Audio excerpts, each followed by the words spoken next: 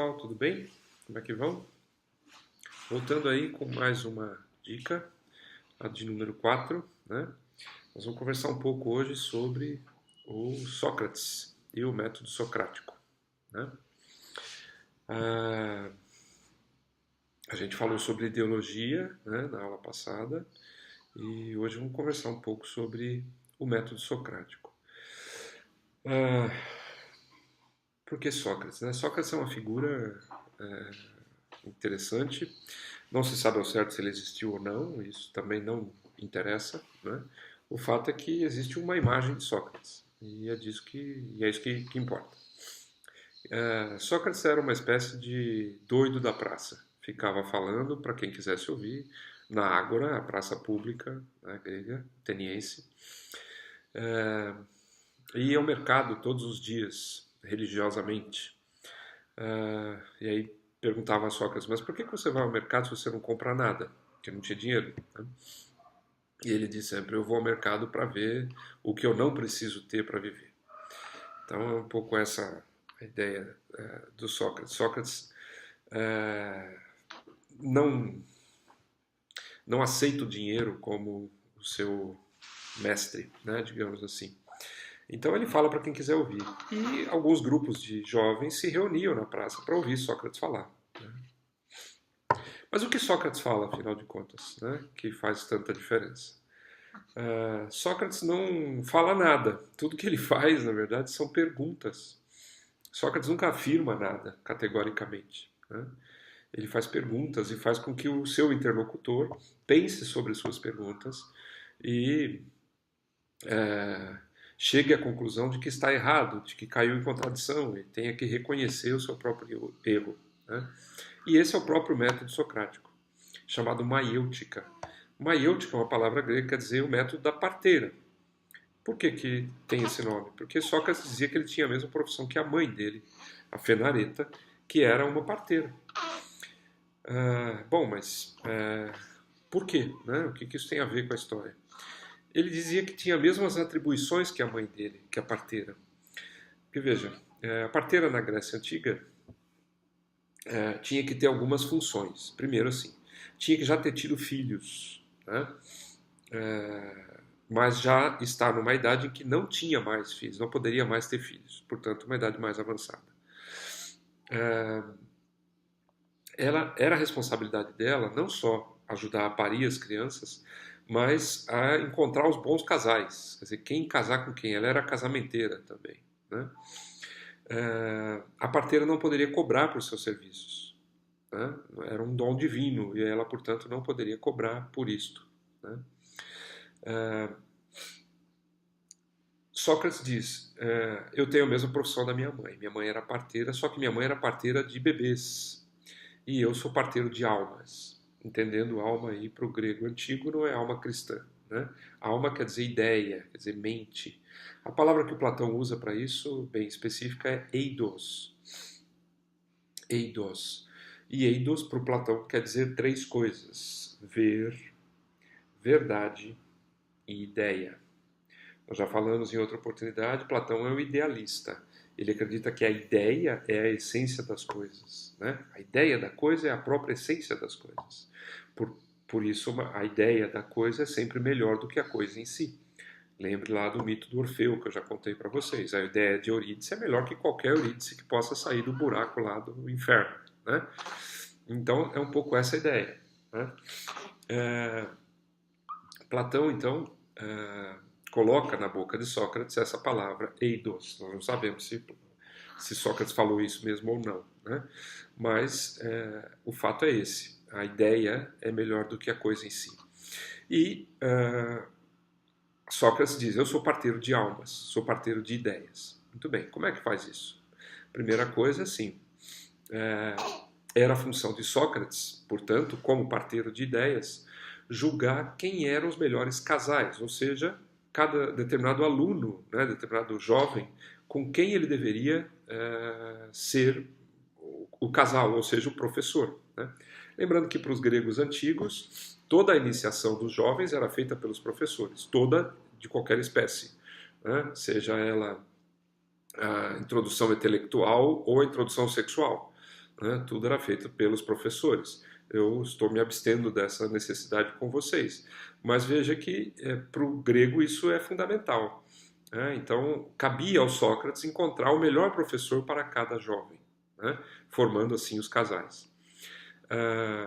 Cabia ao Sócrates reconhecer quando um jovem estava grávido de ideias e reconhecer se essa ideia era uma boa ideia ou se ele deveria simplesmente abortar essa ideia. Sócrates disse que também não poderia cobrar nada por isso, porque era também um dom divino, assim como o da sua mãe, né? E, portanto, ele fazia isso para qualquer um, em praça pública.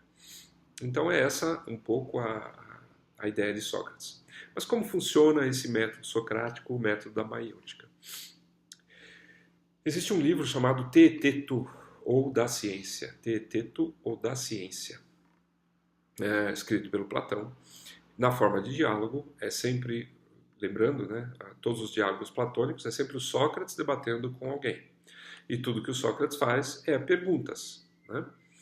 Nesse caso, é o Sócrates debatendo com um jovem chamado Teeteto, um jovem de uns 15 anos, né, mais ou menos, aluno de um professor muito famoso da época, que é o Teodoro, um matemático famoso, geômetra, né?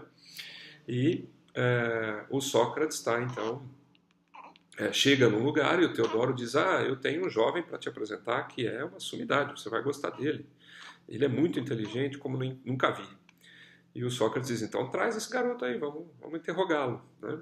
E chega lá o Teeteto, num grupo de jovens, eles estavam passando óleo uns no corpo dos outros e tal. O Sócrates vê aquela cena e ele chega para conversar com o Sócrates, e o Sócrates diz: bom, e aí, o Teodoro está me dizendo que você é um cara muito inteligente. Ele diz: não, Sócrates, é bondade do Teodoro, não tem nada a ver com isso, tal, tenta esquivar. E o Sócrates diz: não, mas se o Teodoro disse é porque você tem algo aí que é importante, né? E eu quero te desafiar, quero que você converse comigo sobre o que você pensa. O menino fica acuado, imagine conversar com o Sócrates, uma sumidade naquela época, mas é pressionado a dizer algumas respostas. E Sócrates, então, faz uma pergunta importante, a pergunta disparadora, né? Vamos dizer assim, que é: eu estou tentando, diz o Sócrates, entender o que é a ciência, encontrar uma definição para a ciência. E você talvez possa me ajudar, né? O que você entende que é ciência? E aí o menino diz: depois de muito pressionado, diz: ciência, existe a ciência do sapateiro, existe a ciência do oleiro, existe a ciência do cara que faz roupa lá, como chama? Enfim, o alfaiate, obrigado, o alfaiate, né? As várias ciências. O Sócrates, diante disso, faz o quê? Refuta o que o menino está dizendo? Não. Simplesmente diz: puxa vida, como você é bondoso. Eu pedi só uma definição e você me dá várias.